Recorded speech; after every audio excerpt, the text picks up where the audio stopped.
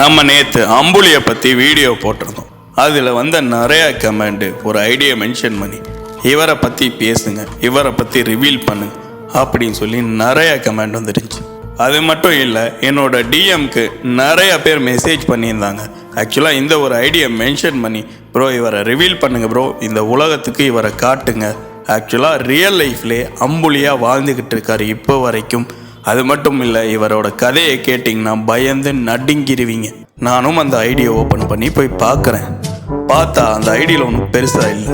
நான் திரும்பி அவங்கள்ட்ட கேட்குறேன், ப்ரோ இவர் யார் ப்ரோ அப்படின்னு சொல்லிட்டு கேட்குறேன். ஏன்னா எனக்கு அந்த பர்சன் யாருன்னே தெரியலை. அதுக்கு மெசேஜ் பண்ண எல்லாருமே ஒவ்வொரு கதைகளை சொல்கிறாங்க. ஆனால் எனக்கு இவங்க சொல்கிறதுல எது உண்மைன்னு சத்தியமாக தெரியலை. அப்படி நான் குழம்பி போய் உட்காந்துருக்கேன். அந்த ஒரு நிமிஷம் அவங்களாம் மென்ஷன் பண்ண அந்த ரியல் அம்புலி ஐடியிலேருந்து எனக்கு மெசேஜ் வருது, ஹாய் அப்படின்னு. எனக்கு பார்த்தோன்னா எக்ஸைட்மெண்ட் ரொம்ப அதிகமாயிருச்சு. நான் டைரெக்டாக அந்த ஐடிக்கு போயிட்டு, ப்ரோ யார் ப்ரோ நீ ரியல் லைஃப்பில் அம்புலியாக வாழ்ந்துக்கிட்டு இருக்கியா ப்ரோ, உன்னோட பேக் ஸ்டோரி தான் என்ன ப்ரோ அப்படின்னு சொல்லிட்டு நான் கேட்குறேன். ப்ரோ உங்களுக்கு மெசேஜ் பண்ணிகிட்டு இருக்க எல்லாருமே என்னோடய ஃப்ரெண்ட்ஸ் ப்ரோ, தயவு செஞ்சு அவங்க சொன்ன எதையும் கண்டென்ட்டாக ஓட்டுறாதீங்க ப்ரோ அப்படின்னு அவர் சொல்கிறாரு. ஆக்சுவலாக இவங்க ஒருத்தர் 2 பேர் எனக்கு இந்த மெசேஜ் பண்ணலை, கிட்டத்தட்ட 10 பேருக்கு மேலே இந்த ஒரு ஐடியா மென்ஷன் பண்ணி பேச சொல்லி சொன்னாங்க. ஆக்சுவலாக இந்த ஒரு விஷயம் எல்லாத்தையுமே அவருக்கு நான் ஸ்க்ரீன்ஷாட் எடுத்து சென்ட் பண்ணுறேன். இதை பார்த்து அவர் நமக்கு சொன்ன விஷயம் என்னன்னா, ப்ரோ தயவு செஞ்சு போட்டுறாதீங்க ப்ரோ, இவனுங்க பேச்சை நம்பாதீங்க ப்ரோ, எல்லாம் என்னை ஓட்டுறதுக்காக ட்ரோல் பண்ணுறதுக்காக பண்ணுறாங்க ப்ரோ அப்படின்னாரு. ஆக்சுவலாக இவர் மெசேஜ் பண்ணலைன்னா இதுக்கு முன்னாடி அவங்க சொன்ன கதைகளை நான் முழுசாக நம்புகிறேன்.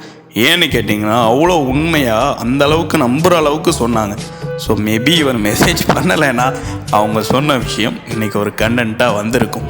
எதுக்காக இந்த ஒரு விஷயத்தை நான் உங்ககிட்ட ஷேர் பண்ணுறேன்னா, ஆக்சுவலாக ஒருத்தவங்களை நமக்கு பிடிக்கலை இல்லை கலாய்க்கணும் ஓட்டணும் நம்ம நினைக்கிறோன்னா அதை பர்சனலான முறையில் பண்ணலாம். ஏன்னா இது ஒரு சோஷியல் மீடியா, ஒரு சமுதாயம் சம்மந்தப்பட்டது.